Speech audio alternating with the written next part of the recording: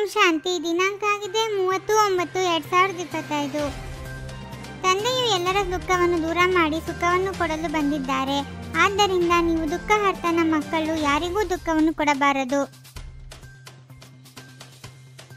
ಶ್ರೇಷ್ಠ ಪದವಿಯನ್ನು ಪಡೆಯುವಂತಹ ಮಕ್ಕಳು ಶ್ರೀಮತದಂತೆ ನಡೆಯುತ್ತಾ ಇರುತ್ತಾರೆ. ಎಂದೂ ಹಠ ಮಾಡುವುದಿಲ್ಲ, ತಮಗೆ ಎಂದೂ ಮೋಸ ಮಾಡಿಕೊಳ್ಳುವುದಿಲ್ಲ.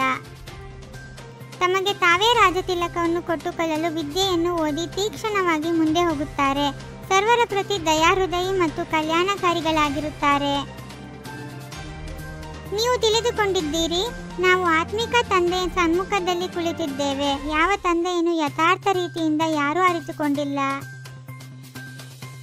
ನಿಮ್ಮ ಉಪನಾಮವೇ ಆಗಿದೆ ಬ್ರಹ್ಮಮುಖ ವಂಶಿ ಬ್ರಹ್ಮಕುಮಾರ ಕುಮಾರಿಯರು. ಶಿವನ ಮಕ್ಕಳಂತೂ ಎಲ್ಲ ಆತ್ಮರು ಆಗಿದ್ದಾರೆ. ನಿಮಗೆ ಶಿವಕುಮಾರ ಶಿವಕುಮಾರಿ ಎಂದು ಹೇಳುವುದಿಲ್ಲ. ಶಿವನ ಮಕ್ಕಳಂತೂ ನಿರಾಕಾರಿ ಆತ್ಮಗಳು ಆಗಿಯೇ ಇದ್ದಾರೆ. ಮೂಲವತನದಲ್ಲಿ ಎಲ್ಲ ಆತ್ಮರೇ ಇರುತ್ತಾರೆ. ಅವರಿಗೆ ಸಾಲಿಗ್ರಾಮಗಳೆಂದು ಹೇಳಲಾಗುತ್ತದೆ. ಇಲ್ಲಿ ಬಂದಾಗ ಶಾರೀರಿಕ ಕುಮಾರ ಕುಮಾರಿಯರಾಗುತ್ತಾರೆ. ಆತ್ಮವು ತಂದೆಯನ್ನು ಎಷ್ಟು ನೆನಪು ಮಾಡುವುದೋ ಅಷ್ಟು ಪವಿತ್ರವಾಗಿ ಬಿಡುವುದು.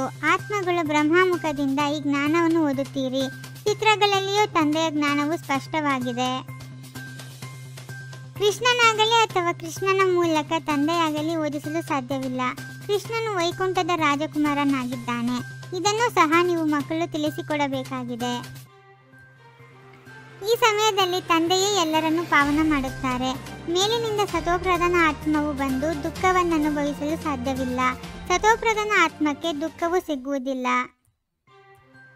ಎಲ್ಲರಿಗೆ ತಂದೆಯು ಒಬ್ಬರೇ ಪತಿತ ಪಾವನನಾಗಿದ್ದಾರೆ. ಅವರು ಪತಿತರಿಗೆ ತಿಳಿಸುತ್ತಾರೆ, ನನ್ನನ್ನು ನೆನಪು ಮಾಡುವುದರಿಂದ ನಿಮ್ಮ ಪಾಪಗಳು ಕಳೆಯುತ್ತವೆ. ಯುದ್ಧದಲ್ಲಿಯೂ ನೀವು ಶಿವ ತಂದೆಯನ್ನು ನೆನಪು ಮಾಡಿದರೆ ಸ್ವರ್ಗದಲ್ಲಿ ಬಂದು ಬಿಡುತ್ತಾರೆ. ಆ ಯುದ್ಧದ ಮೈದಾನದ ಮಾತೇ ಬೇರೆಯಾಗಿದೆ, ಇಲ್ಲಿಯದೇ ಬೇರೆಯಾಗಿದೆ. ನಾವು ನಮ್ಮ ಸ್ವರಾಜ್ಯವನ್ನು ಸ್ಥಾಪನೆ ಮಾಡುತ್ತಿದ್ದೇವೆ. ವಿದ್ಯೆಯಿಂದ ರಾಜ್ಯವನ್ನು ಪಡೆಯುತ್ತೇವೆಂಬುದನ್ನು ಮಕ್ಕಳು ತಿಳಿದುಕೊಂಡಿದ್ದೀರಿ. ಹೊಸ ಪ್ರಪಂಚವು ಅವಶ್ಯವಾಗಿ ಸ್ಥಾಪನೆಯಾಗಬೇಕು. ಬಲೆ ಯುದ್ಧವಾಗಲಿ, ಬಾಂಬುಗಳು ಬೀಳಲಿ, ಆದರೆ ನಿಮಗೆ ನಿಶ್ಚಯವಿದೆ, ನಮ್ಮ ರಾಜಧಾನಿಯು ಅವಶ್ಯವಾಗಿ ಆಗಬೇಕಾಗಿದೆ. ಅಲ್ಲಿಯವರೆಗೂ ವಿನಾಶವಾಗಲು ಸಾಧ್ಯವಿಲ್ಲ. ಇದು ವಿಶ್ವವಿದ್ಯಾಲಯವಾಗಿದೆ. ಇಡೀ ವಿಶ್ವಕ್ಕೆ ನೀವು ಜ್ಞಾನವನ್ನು ಕೊಡುತ್ತೀರಿ. ಒಬ್ಬ ತಂದೆಯೇ ಬಂದು ಇಡೀ ವಿಶ್ವವನ್ನು ಪರಿವರ್ತನೆ ಮಾಡುತ್ತಾರೆ. ನೀವೀಗ ಮಾಡುವ ಪುರುಷಾರ್ಥದಿಂದ 21 ಜನ್ಮಗಳಿಗಾಗಿ ಪ್ರಾರಬ್ಧವಾಗುವುದು. ಜಗಳ ಕಲಹವಾದರೆ ಶ್ರೇಷ್ಠ ಪದವಿಯೂ ಸಿಗುವುದಿಲ್ಲ. ಶಿಕ್ಷೆಗಳನ್ನು ಅನುಭವಿಸಬೇಕಾಗುತ್ತದೆ. ತಂದೆಯ ಮತದಂತೆ ನಡೆಯುವುದರಲ್ಲಿಯೇ ಕಲ್ಯಾಣವಿದೆ.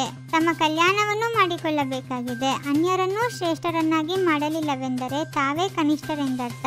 ಶ್ರೇಷ್ಠರಾಗಲು ಯೋಗ್ಯರಿಲ್ಲ. ಈಗ ಎಷ್ಟಾದರೂ ವಿಘ್ನಗಳ ಬಿರುಗಾಳಿಗಳು ಬರಲಿ, ಆದರೆ ನೀವು ಹೆದರಬಾರದು. ಏಕೆಂದರೆ ಹೊಸ ಧರ್ಮದ ಸ್ಥಾಪನೆಯಾಗುತ್ತಿದೆಯಲ್ಲವೇ? ನೀವು ಗುಪ್ತ ರಾಜಧಾನಿಯನ್ನು ಸ್ಥಾಪನೆ ಮಾಡುತ್ತಿದ್ದೀರಿ. ಈ ಸಂಗಮಯುಗದಲ್ಲಿ ಬಹಳ ಸರಳ ಸಾಧಾರಣವಾಗಿರಬೇಕಾಗಿದೆ. ಏಕೆಂದರೆ ಇದು ವನವಾಸದಲ್ಲಿರುವ ಸಮಯವಾಗಿದೆ. ಇಲ್ಲಿ ಯಾವುದೇ ಆಸೆಯನ್ನಿಟ್ಟುಕೊಳ್ಳಬಾರದು.